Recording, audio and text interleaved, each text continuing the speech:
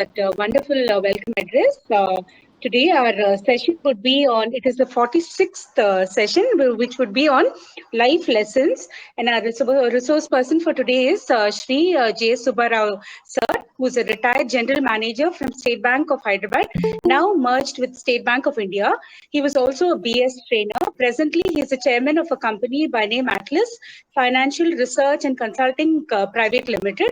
While the company affairs keep him busy, he spares time to listen to various speakers on our platform and others. Teaching is one of his passion. Reading books on management, life skill is his hobby. And with that short introduction, I would like to hand over the session to you, sir. Welcome once again. Very honored to have you, and thank you so much for being here. Over to you, sir. The floor is yours. Good evening, ladies and gentlemen. Thanks for the nice words of introduction. And I'll be failing in my duty if I do not thank encouraging me and providing an opportunity to talk on this platform. I have been a member of this group for some time, and being a member, I have had the opportunity to listen to an incredible line of marquee speakers, experts in the field of human psychology and human behavior. Initially, when Sri Dinkar Rao Garu asked me to talk about a topic of my choice, I was really clueless about the type of topic to be chosen for presenting in this prodigious group. Then suddenly it occurred to me that life has taught me very valuable lessons. They're all there in the storehouse. These lessons have really helped me to mold my character. These lessons have helped me to recognize the value of the errors. And these lessons have helped me to learn from the early fumbles. In addition to this, the early exposure to the behavioral science at a rather fairly early stages of my career really helped me to develop my character, and which made me feel relevant right through. It also gives me a strength today that notwithstanding the age and so many other issues, I still matter. So my talk centers around the momentous lessons which are stored in my mind, and these lessons and the character that is developed through it did really help me to grow through the life while going through the life. And getting into the introductory part of my talk, just as it is very difficult for us to remain dry when you are caught in a severe rain, it is equally difficult for us to remain calm when life starts throwing challenges at us. In fact, being happy doesn't mean that absence of problems. Being happy means the presence of all the problems with the full vigor, but at the same time designed and directed to ensure that you navigate through these problems and come out quite successful. See, what has happened during the course of the whole life, one lesson that is learned here is that happiness doesn't happen automatically. Being happy is also not taught in any particular school. Happiness, not only happiness, rather many good things, they do not happen automatically. In fact, the six packs of Salman Khan doesn't happen automatically. Only the family pack happens. So unless otherwise, you really feel with a determination, these things won't happen. Things like, say, for example, hatred, jealousy, anger, frustration, arrogance, they do happen automatically. But a feeling of love, a feeling of forgiveness, a courage to apologize, these things absolutely, they don't happen. You need to make them happen. Victory is always accompanied by vainglory, but victory and Vinay, they do not go together. You have to make them happen. And all this is a matter of choice. Now coming to my presentation, see, it is learned. Life is not a school; is a school of hard knocks, and scarcely it is tranquil. Sri Dinakar Rao Garu, in one of his recent presentations on death, which was uploaded on YouTube, he was mentioning about the writing, the epitaph on the tombstone of the deceased, wherein they mention about the name of a person and his achievements, the year of birth and the year of death. And in between lines, see, Dinkar Rao Garu called it as a dash. And he said, I heard him rather saying, this dash is one thing which each person, himself or herself, has got to be defined. It is to be defined in such a way that it makes them emotionally rich, meaningful, and purposeful, or otherwise. While I do not much differ with what Sri Dinkar Rao Garu had said, what I would like to say is that if B is represented by birth and D is represented by death, I propose to insert an alphabet that gets into it, that is C. Here I call it a C2. The C2 is the challenges that life throws at us and the choices that we make at the appropriate time. In fact, Aldous Huxley said that experience is not what happens to a person. What a person reacts after the experience happens to him is an issue that is to be dealt with. I see life as a journey that falls between two events, the event being birth and the event being death. Since it is a journey, I would like to say that birth is represented by a takeoff and death is represented by a landing. So neither the takeoff is in our control, nor the landing is in our control, and the turbulence that takes place in between perhaps also is not in our control.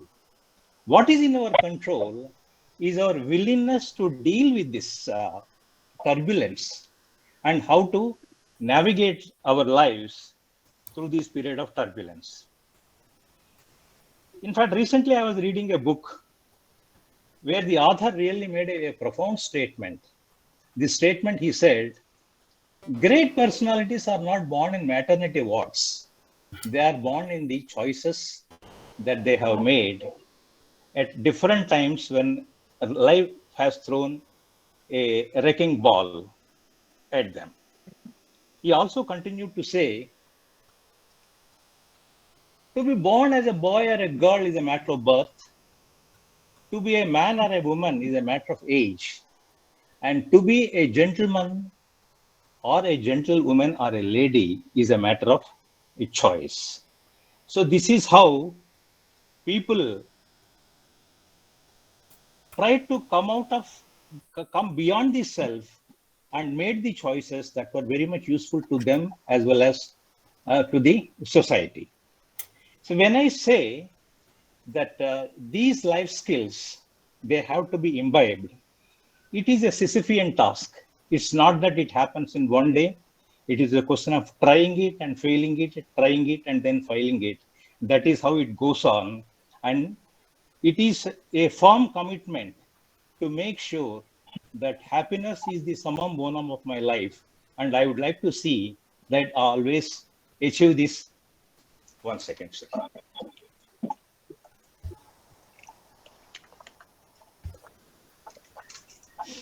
Time being short, it is time for me to cut to the chase and get into my presentation. I mean, the details of my presentation.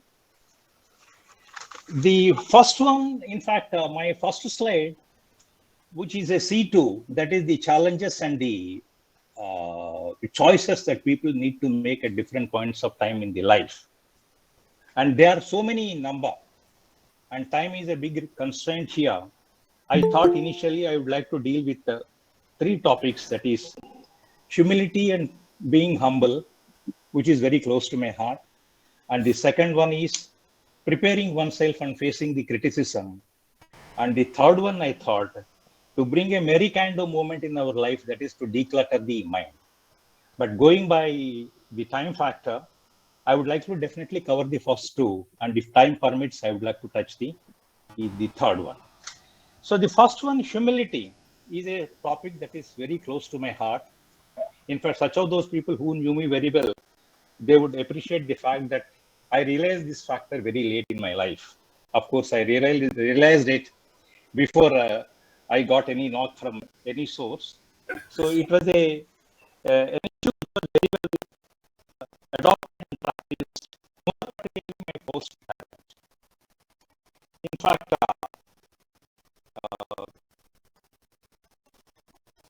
we are living in a world where vanity is not negotiable, swelling petulance reigns supreme, and the young and the old alike, they carry the ego and the hubris like an accoutrement, like as a part of their dress. Being humble or to practice humility is not taught in the school. I'm not sure that how many parents do really teach their wards the importance of being humble. If this issue of practicing humility is adopted, life will definitely give definitely a different outlook.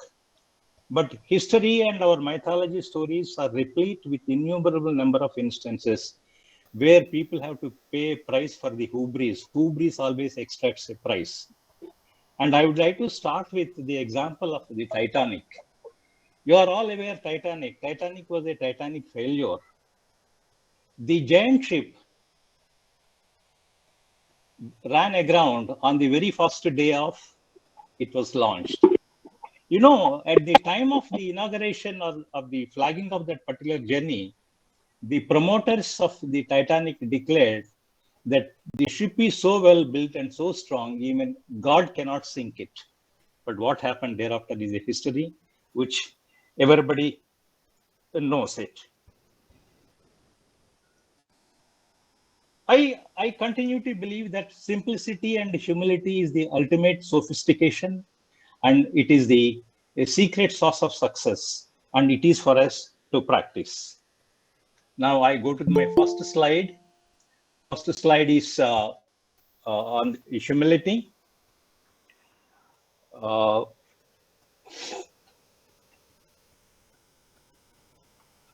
it is a common practice that all of us, before we leave the house, have a look at the mirror. We all get dressed to the nines, and we always would like to look dapper, and then make sure that the your dress is immaculate and perfectly matched, and then only you go out. But don't you think that we also need another mirror, that is the mirror of introspection, to look into your inner health and the inner beauty, that is the character that we all have, and what you are, what's your interactions with others, and then how empathetic you are, how compassionate you are. All these things, obviously, there is no yardstick to measure unless each person tries to look into himself and then take a call. In fact, what happens in the process? See, everybody says that the self-care is always needed. In the process of self-care, there is a great danger of pushing oneself into uh, beyond self towards what is called a self-conceit, self-absorption, and selfishness. In fact, I would like to deal with the first one, that is the self-conceit. When I say self-conceit, it is another word for being arrogant, uh, undue pride in oneself, excessively favorable opinion about himself, and in fact, self-confidence as well as self-conceit, they both stem from the same root, that is the self-belief. While the self-belief and the resulting self-confidence, makes a person quite inspiring and attracts people. The one with a self-conceit obviously leaves a bad taste in the mouth of people all around. And once again, the difference between these two comes with an intention. The intention being serving the society. But the self-conceited also serves the society, but here there is a different agenda, and it is basically for a grandstanding, and it is basically only for the optics, like a politician donating something on behalf of the government and taking a photograph to make people believe that he is donating from his riches, which rarely it happens. So in this context, I would like to draw an analogy from an incident that took place way back in 1970s. I was the branch manager of a branch there, and one day the principal of a local school invited me to participate in the awards annual function of the school. Since there was no reason for me to say no, I did attend. Having gone there, I came to know that a war veteran who was a participant in the Bangladesh war and who was an army major was also present there in that particular meeting as a guest. So I thought that it would be in the fitness of things to make that gentleman a chief guest, and I remained as a guest, and it was agreed upon. And as per the agenda, the chief guest was asked to speak, and he started his speech, but much to the there were no attentive listeners at all. Everybody was busy talking to each other. People were reading a book. People were coming and going. An army man, everybody thought that he would fire, but he would remain. He totally remained self-composed. Did not allow himself to be disturbed by any one of these things, and he carried on with this. Then it was my turn. Suddenly, there was an air of pretension that as though they are interested in my talk, but the agenda is different because I was their banker. I granted them a few loans to themselves and to their wards to go abroad. Actually, it was an air of pretense. I knew it pretty well. So meeting was over, and the army major was asked to fend for himself, and no transport was arranged. And whereas the college, the school, and some of the clients who were there, they were weighing with each other to provide me a car to take me home. I didn't own a car at that time. I was only driving a scooter at that time. But anyway, the issue was definitely not that. But this gentleman, who was extremely resourceful, accomplished, and successful, still remained cool and calm. Maybe perhaps he must have realized the power of time. Time has the power to push you into a sunset and also melt you into a nondescript crowd. Today's heroes may become tomorrow irrelevant, and the hot stars of today need not necessarily be of any reckoning tomorrow. So self-confidence arises by realizing the fact that what I am today, I need not be tomorrow. If I am a hero today, I need not be a hero tomorrow, and which is very difficult for most of the people to think about it. In a generation, in a time where even the retired people not realizing the fact that we are all fused bulbs, notwithstanding the fact whether you are a 5 watts or 100 watts or 1,000 watts. When once you retire, you are a fused bulb. And uh, nobody cares for a can of baked beans when they have reached the date of expiry. So it is in this context, I would like to quote an incident from the life of Indra Nooyi. On the day Indra Nooyi, the former CEO of Pepsi, got promoted as the CEO of the company and went home, her mother asked her to first go and then get her a pack of milk. Then, reluctantly, Indra went out, brought a packet of milk, and asked her mother When I came with so much of attention and interest and enthusiasm to convey you the best news of my time, why did you put me down and ask me to go and get a milk? Mother says, Indra, please listen, you are at home. You are a mother, you are a daughter, you are a sister, you are a wife. Your duty is towards your house. It is always in the best interest of everyone, you as well as everybody in the house, to leave the crown in the garage and get into the house. So is the case when you reach your office, where you are one among us the equals. Your job is to guide the destinies of the people there and the destinies of the company. And you cannot arrogate to yourself being the boss of the company and trying to dictate the destinies of the people. Rather, you have to carve out the destinies of those people. So when you go to the office or when you come to the house, leave the crown and in the house, in the garage, and enter the house. This is a profound lesson which Indra Nui's mother had conveyed. Continuing a few anecdotes like this, yesterday we celebrated Sri Ramanavami, and the most important personality character in Ramayana is Anjani Putra Hanuman. I love him, I adore him. Hanuman, an incarnation of wisdom, and our external affairs minister calls him that one of the greatest ambassadors of all times.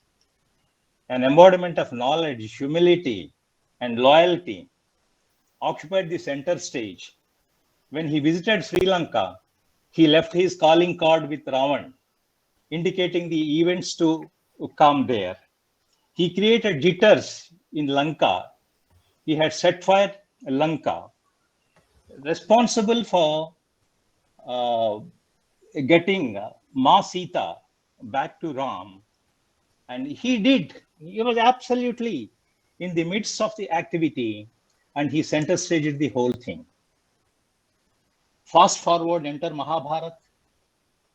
The man who was most sought after, most adored, was merely a decoration, was rather a cheerleader. I'm sorry. He was a cheerleader on the flag of Arjuna in the Battle of Kurukshetra. With notwithstanding the fact that he was a man of such an astounding knowledge, he remained a mere decoration in the flag of Arjuna. But Hanuman, being what he is, he could really transcend the artificial superficialities of all these things and kept himself low and then continued to serve, notwithstanding the fact that he doesn't have any position or a power. This is the greatness of a man who is humble, who practiced humility, and who is a self-confident. Let us stay with Mahabharata for some time. Enter the characters Duryodhan, Yudhishthira, and Lord Krishna. Duryodhan goes to Lord Krishna and asks him, one thing is bothering me. Why am I being identified with evil always? Krishna says, okay, don't worry, I will let you know. Please do one thing, go back and bring a good person along with you tomorrow. Simultaneously, he tells Yudhishthira also to come along with a bad person from his kingdom. But the next day, both turn, they are not able to bring anybody. And when Krishna asked Duryodhan, he said that he couldn't find anybody who is good. Then Krishna says, the issue is sorted. You think you are good, but you think all others are bad. You think others are not worthy of being equated with you. You think that you are the ultimate and nobody else is as good as you are. You look at the world through your prism. And that's why you have not been able to identify anybody who is good.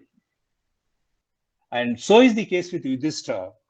He looks at everybody that he feels that I am good and others are good. I am knowledgeable, others are knowledgeable. I have something to tell.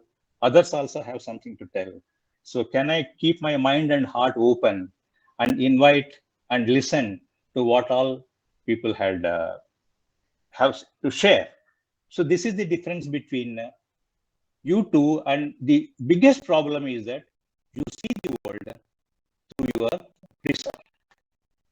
In fact, there's an analogy that a wisdom verse rather, which talks about four kinds of blind people. The four blinds are, the wisdom verse says, "Na pashyati janmantha, kamandho naiva pashyati, madanmatto na pashyanti, arti dosham na pashyati." What it means is that the one who is blind by birth obviously will not be able to see because he is visually challenged. Kamandho, the one with lust, who cannot respect people in general and who cannot respect women in particular, also will not be able to see. Madonmata, who is an arrogant person. A Madonmat is not only blind, he is also deaf. Because as a Madonmat, as an arrogant person, he is extremely ambitious. Too much ambition leaves too little time to listen to others. So you will not be able to listen to anybody else. And finally, the last one being that Arti Dosham, that is, you try to make money the way you like it. You are not bothered about the means to make money, and you never consider it necessary to think about good means to do it. So you will never realize the pitfalls of making money through these kinds of things. So the four are intoxicated with power, wealth, riches, what else and what not. While the one with a self-confidence is a source of inspiration for all others, but the one who is intoxicated with all these things is a abomination. As I said in the beginning, not many parents talk about being humble. Being humble doesn't mean that you are not a pushover. You do not think less of yourself, but do you think yourself less? There is a profound difference between these two. Thinking less of yourself means that you do not undermine yourself. You adore you, you respect you. But at the same time, you do not think about yourself because there is a need for you to think about others to whom you can give a helping hand and bring them up in your life. So this is the kind of a humility that you need to practice. When once the humility supported by self-confidence takes roots in you, in your character, the result is astounding that you become the best version of yourself. You keep growing in tall and tall and tall in your stature, but with your feet firmly on the ground. And the humility that you practice keeps a check on you always to ensure that you do not go overboard and you do not lose yourself into self-absorption and selfishness. And to make sure that your feet are firmly to the ground, constantly there is a need for you to keep your operating system upgraded. We all have iPhones, we all have Android phones.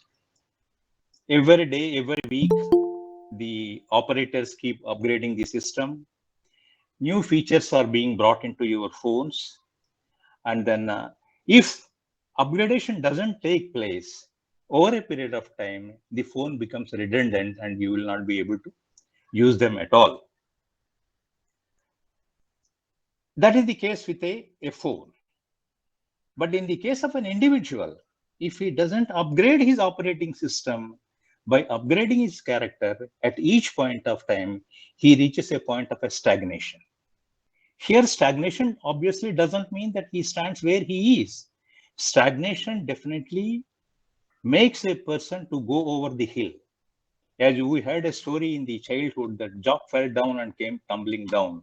So in this instant case, a man with no character, a man with self-conceit like Duryodhan, he came down, tumbling down.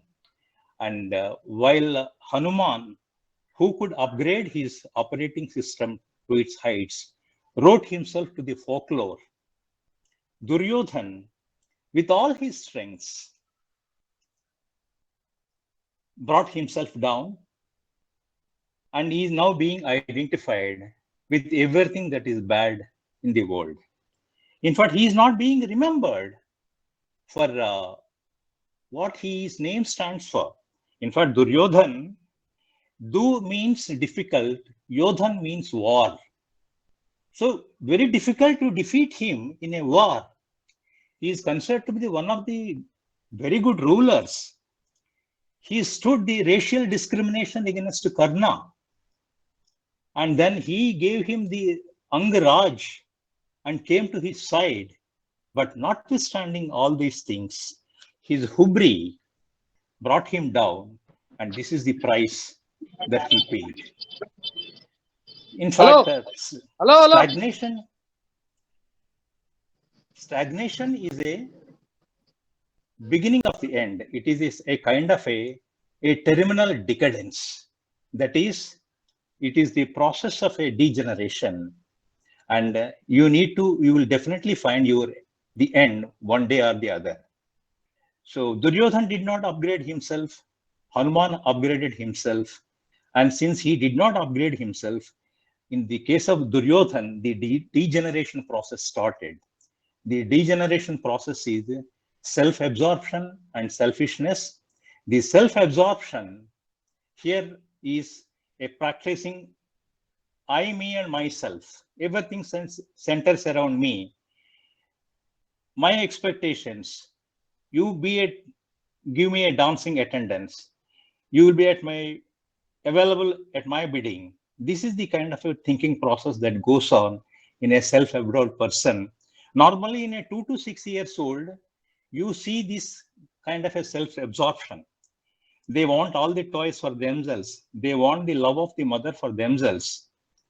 But people who are possessed with this kind of a self-absorption have never been able to grow beyond this 2 to 6 years old.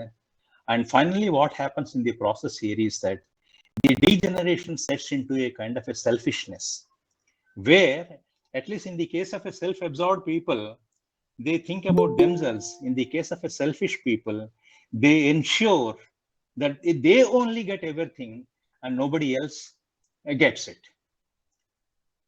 And the upgradation window that people like Hanuman opened takes them to a state of selflessness. Here again, there is a wisdom verse. And in the state of selflessness, people are more concerned about their help to the people in the society. They try to go beyond their self and try to see that to the extent possible that they are helped. There is another wisdom verse which I want to quote. It says, Pibanti najja swayameva nambha, swayam na khadanti falani vriksha, nadanti sasyam khalu varivaha, paropakaraya satam vibhutaya. The essence of this verse is, rivers do not drink their water, trees do not eat their fruits, the rain-bearing clouds do not eat the grain that they help them to grow. Similarly, people who do not have anything self to talk about, these people always are willing to extend their hand to the people, irrespective of what they gain in the process. So my talk on this humility would like to conclude with just one episode. The episode of a river and an ocean. We all know that rivers merge with ocean.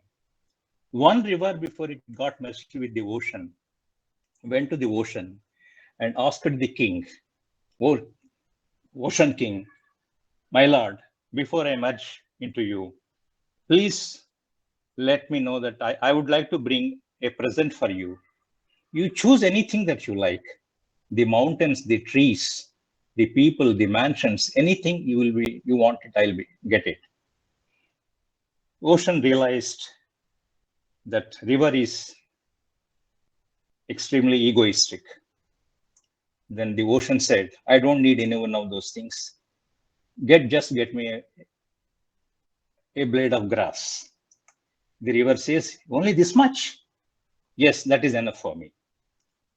So the river went back with all the ferocity, power, strength, force, everything it tried to uproot the grass. But each time the grass kept its head low and made sure that uh, it is not uprooted. And finally, the river got completely exhausted, went to the ocean, and then said, I'm sorry, regret for my inability to bring the grass. This is what the grass does each time. Then when I try to go there, it bends over and doesn't allow me to uproot it, but forces me to go over it. Then ocean tells, look, my dear friend, people like mountains and trees who are rigid and hard, one day they will be brought down to the ground. People who are humble and who practice humility remain unruffled and withstand the fiercest of the storms and the wind. And it continues to say that happiness doesn't mean winning battles. Happiness means avoiding the battles.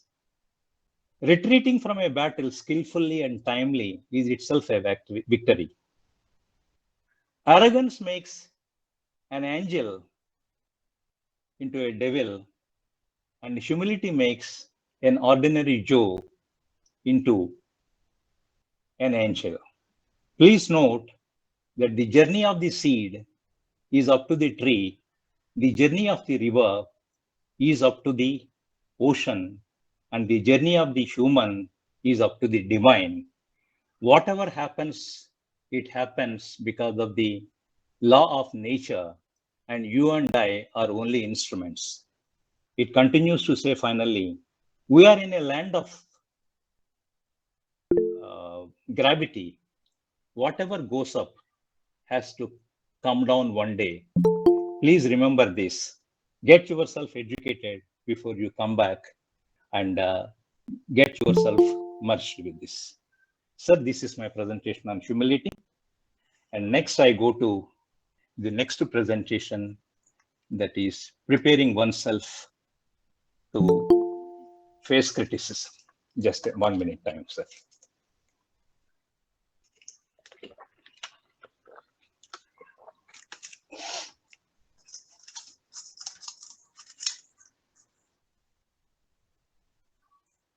Criticism is a part of life. Maybe all of us at one stage or the other, rather even till today also continues to face this sting, which is the sharpest. The moment somebody criticizes us, the wheels start coming off. You go sad, bad, mad. Either you get into a fight or a flight, take up a quarrel with a person, and all kinds of things do happen.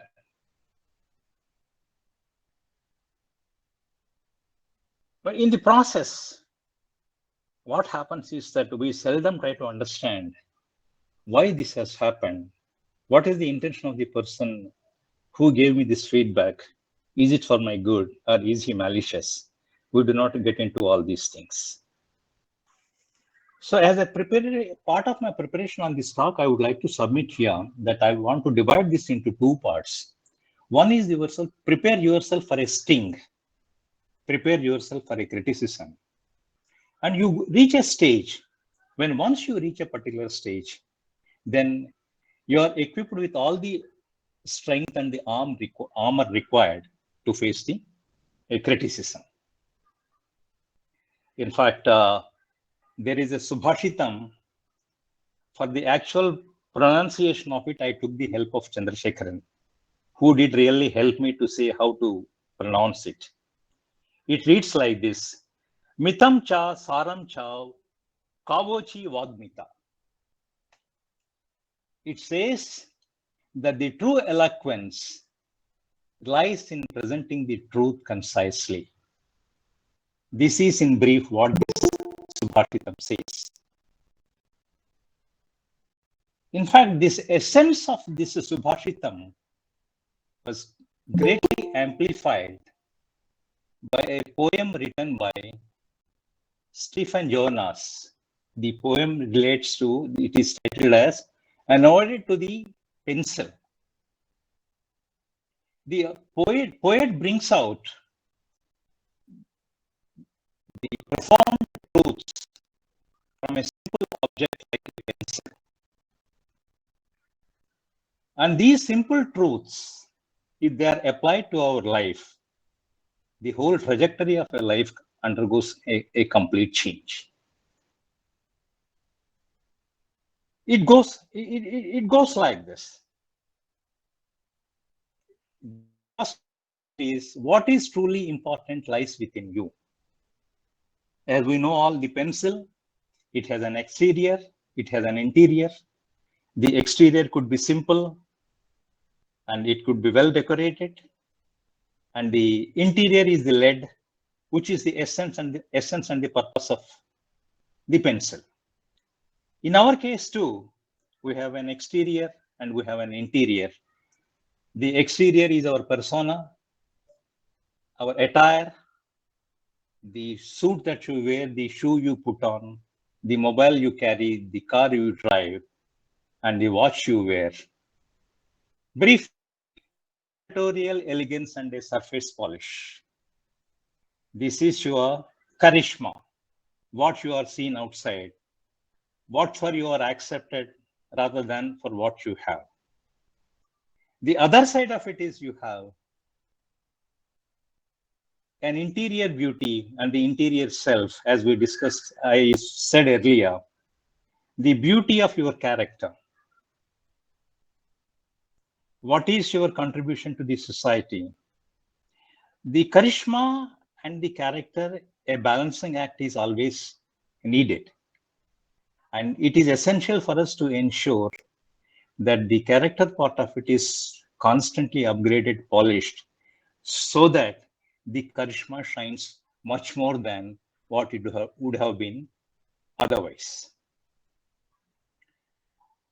Not only you have the riches are there inside, but it is therefore absolutely necessary for you to bring out those riches which are there within you to make a difference to yourself and to make a difference to the society and the people all around. Here, in fact, I would like to bring out a story relating to Thomas Edison, the inventor of the light bulb. One day, Thomas came back home with a letter in his hand, which he gave it to his mother. And the mother read this letter, which states that Thomas is a dunce, very difficult for him to understand what is being taught. We can't come down to the level of Thomas. And in the process, it is becoming extremely difficult for us to teach the other students who are falling behind. So it's better you take care of Thomas at your house and teach him the way you like it. His mother, there was an explosion in her heart, but maintained her cool and told Thomas, Thomas, you are being sent home. And the teacher said that you are an outstanding person, a great, rare breed. And you are so fast to learn the things, and the teachers are finding themselves to teach you. So that's why they have asked me to find out a way of teaching you so that you will come up in the life, and they are not in a position to teach you. That's why they have sent you home. What has happened thereafter is history. After the death of his mother, Thomas had a chance of looking at the letter. he exploded. God burst into tears. And he made an addition in that particular letter. True, Thomas was a dunce, but it is my mother, my hero. She made me one of the greatest inventors of this particular century. With her single minded devotion and attention towards me, she brought me up.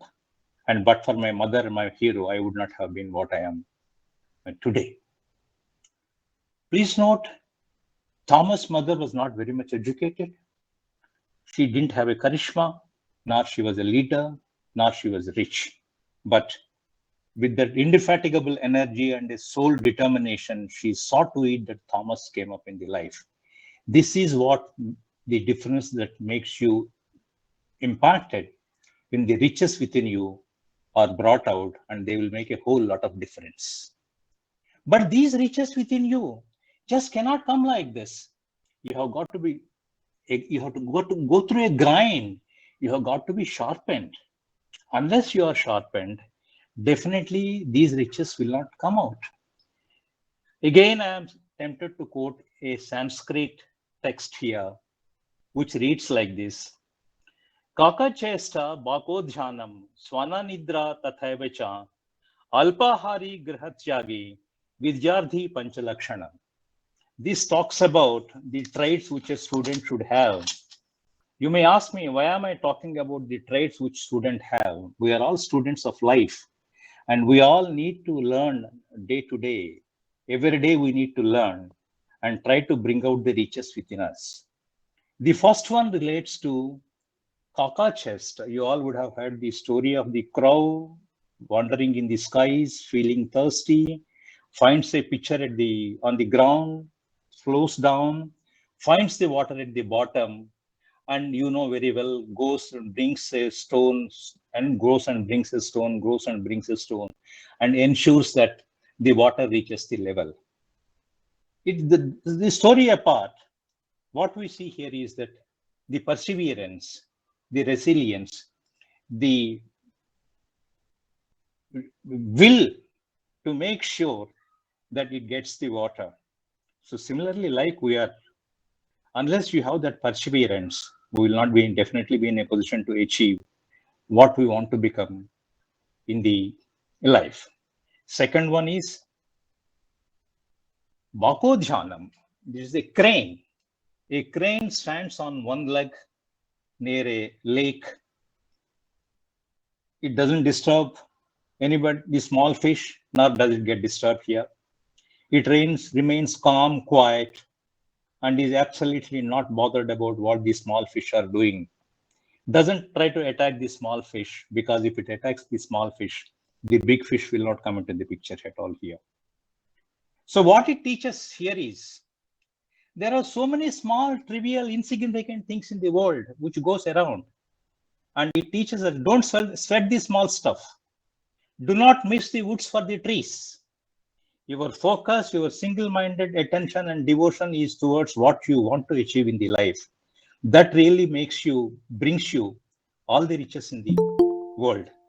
So please do not mind a small insult here, a small ridicule there, a small ill health here, a small foul talk about you somewhere, misunderstanding with people. All these things are small, trivial, insignificant things in the world, which you need not. If you pay attention to these things, you will not pay attention to the bigger things. Then Swanonidra. Swanonidra is a dog's sleep. The dog, we always see the dog sleeping. But the smallest and minutest of a crack makes the dog keep alert, and it runs. In the process of your goal and concentration, you cannot be oblivion to what is happening all around. If you are not in touch with what is happening around, perhaps at a time when comes, you may not be able to reach your destination, because you are lost in the process, that you are not alert to what is happening all around. This is like a parable of a boiled frog, which You put a cold water on a stove, lit the stove, put the frog in it. The water starts getting hot slowly and slowly and slowly. And by the time the frog realizes it is extremely hot, it gets boiled and dies. So similarly, if you are not concerned about what is happening in and around you, you will definitely miss the bus and you will not be able to get what you want. Then once again, the third aspect here is alpahari.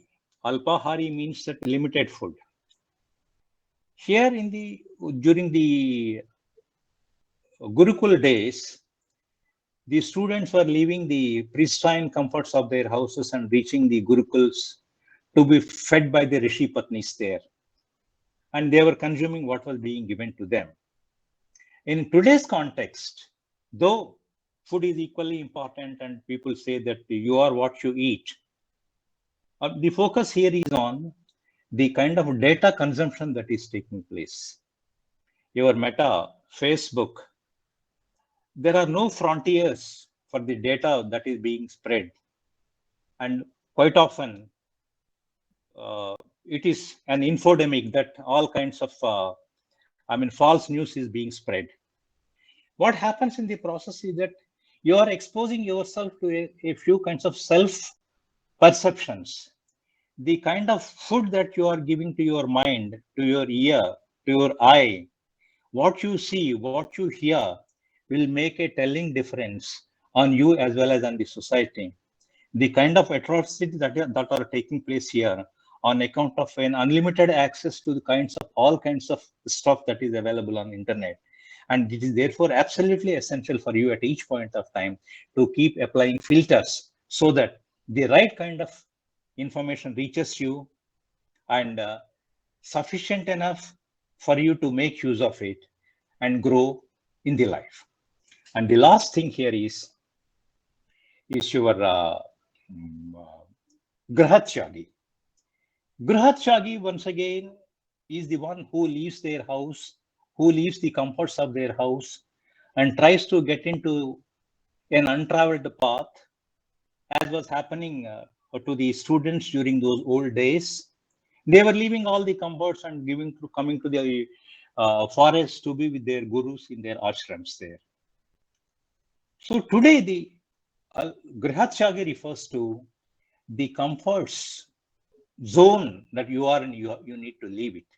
If you don't leave the comfort zone, you are definitely in for an onslaught in the market.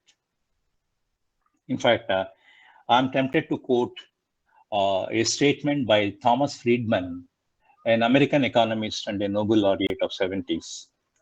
He said, warning to a society comes when its memories are bigger than its dreams. The hallmark of a society is its willingness to abandon what made it successful and embrace something new and try to start afresh. This is a profound truth which some of the big names have failed to adhere to. Take the case of BlackBerry, a style statement maybe a decade back. It went into oblivion. Similarly, the case with Blockbuster. Netflix offered to join them and Blockbuster refused. And everybody knows what had happened thereafter and all that. So it is therefore absolutely necessary to ensure that you do not remain in that particular comfort zone, come out of it, get into a path less traveled, bring out the explorer in you, and make sure that you are ahead of all others in the world. That will make a very, very, very big difference in this life. Now here, the next portion of this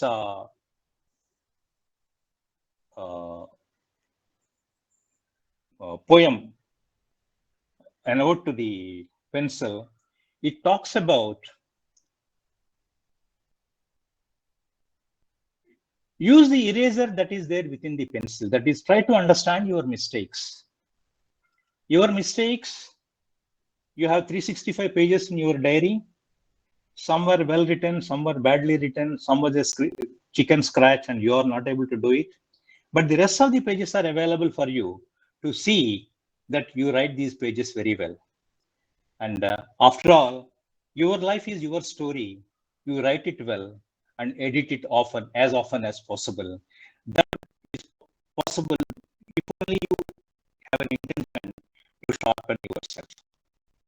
And one more issue is that just as a pencil cannot write anything on its own, unless it gets into the hands of an expert, so is the case of all of us. A pencil in the hands of a poet can write a poetry. A pencil in the hands of an artist can draw a wonderful picture.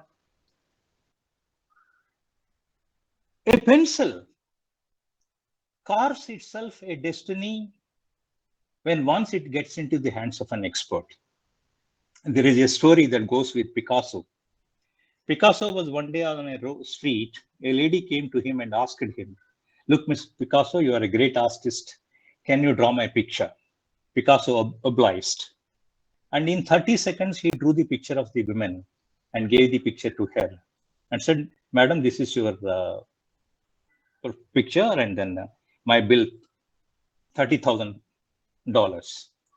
Look, Mr. Picasso, you drew only for 30 seconds and you are charging me $30,000 for it."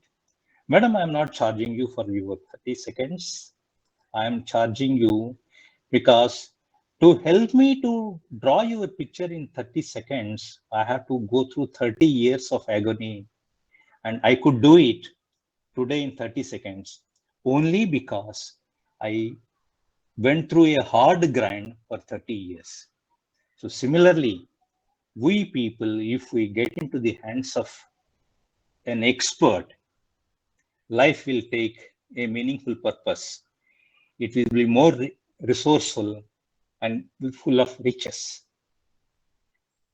And then if you are not prepared to get sharpened, you remain blunt.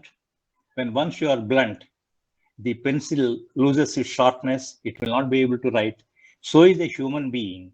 And he will not only fail to upgrade himself, on the contrary, when a pressure comes, he completely collapses and crumbles himself. So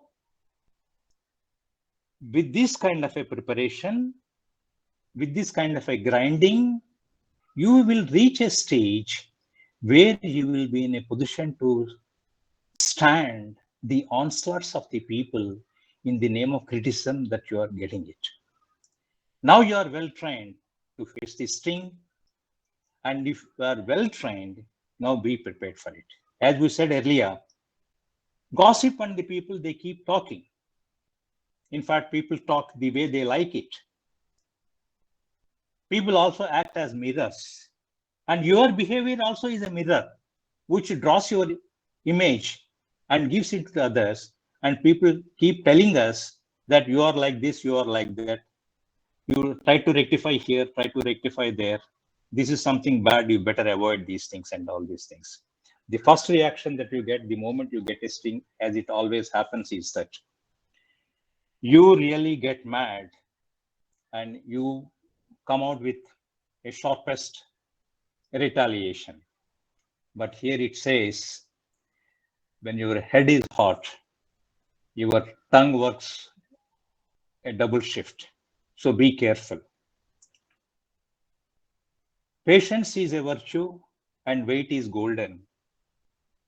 And Leo Tolstoy, in his book War and Peace, he wrote, "Time and patience are the greatest warriors of all times." So here there is a need for us to hit the pause button and do not react immediately. Take your own time and make sure that what the person says is of some meaning. As the what happened, a lot of disturbance gets created the moment a criticism is received. And then In the process, the balance is lost. And the words, the moment they come out of your lips, they become permanent.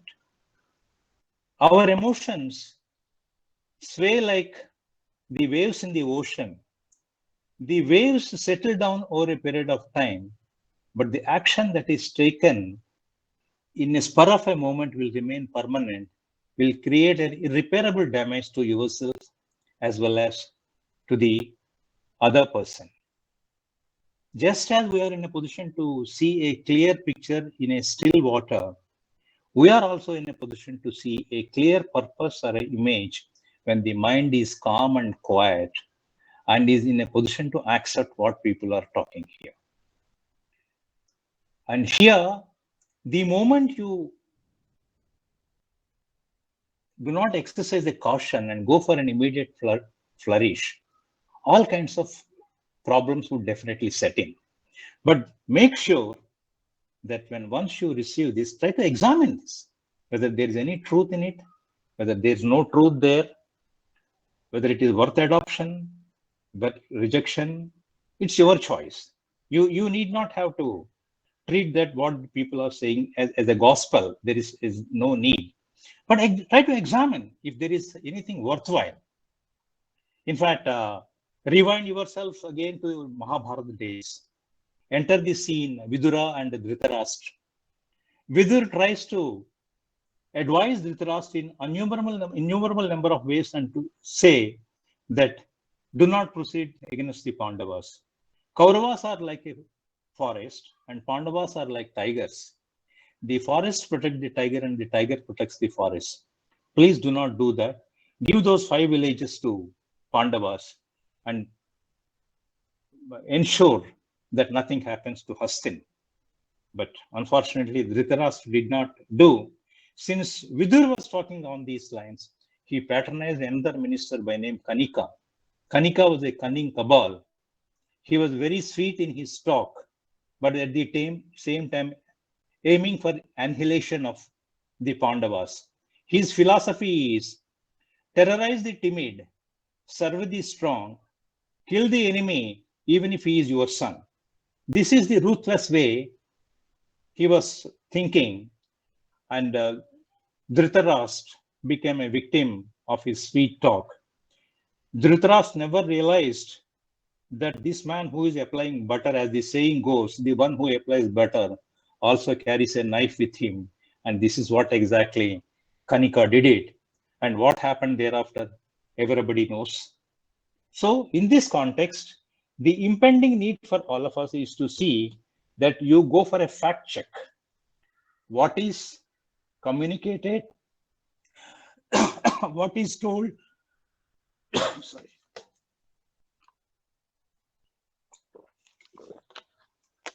whether there is an iota of truth worth implementing it.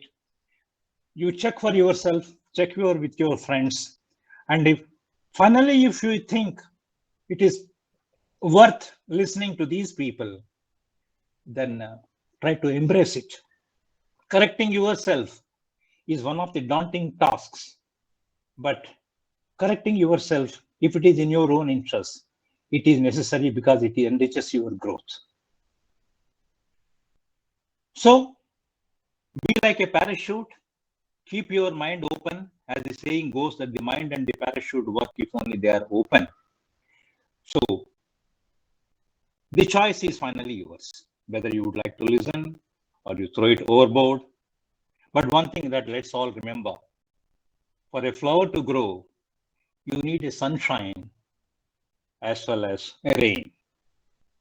That's why accept with grace the assaults and the accolades with the same grace, which will bring you all the enrichment in your life, make the life more meaningful and purposeful. Thank you for listening to me so patiently. Thanks a lot. It's done from my side.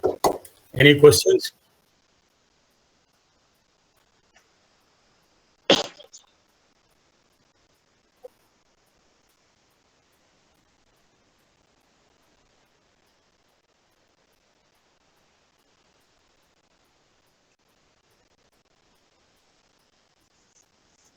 Let me thank Chandra once again for his assistance in pronouncing the sloka properly. Sorry, it's something very, not even worth mentioning. I think thank you for any acknowledgings. Very good session. Yes, very, very good session.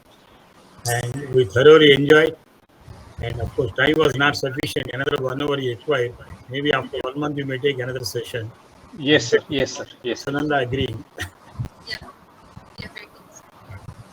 Thank you, sir. Thanks a lot.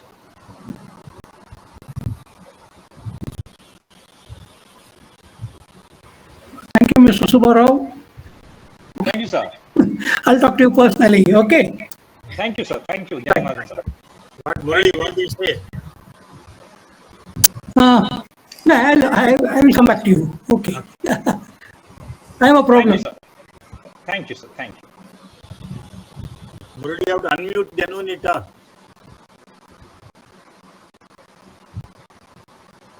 You have unmute Murali. Yeah, nice talk, lovely talk, Swara sir. And nice you, to sir. hear you after such a long time. So, Yeah, after a very, very long time, almost. yeah, After I met you in Delhi, I didn't yeah, have that's the right. chance to meet you at In all. a very long time. Yes. Just watching you is great joy. And listening, of course. Thank you, sir. Thank you, Thank sir. you. Yes. Yes, ma'am. Thank you so much, Mr. Nanda, ma'am, for giving me an opportunity to give the vote of thanks. And I would like to thank you so much for a wonderful, very meaningful and thoughtful session. And thank you for those valuable inputs.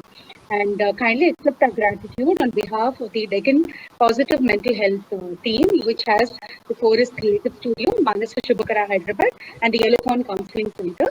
Dear friends, we will meet with yet another beautiful session next Friday at the same time. Until then, it's a goodbye from all of us here. Have a wonderful and a pleasant weekend.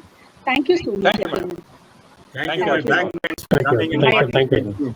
Thank you, Chandra. Thank you, Murali. Thank you, AK. Thank you, sir. Thank you. Thank you. Thank you.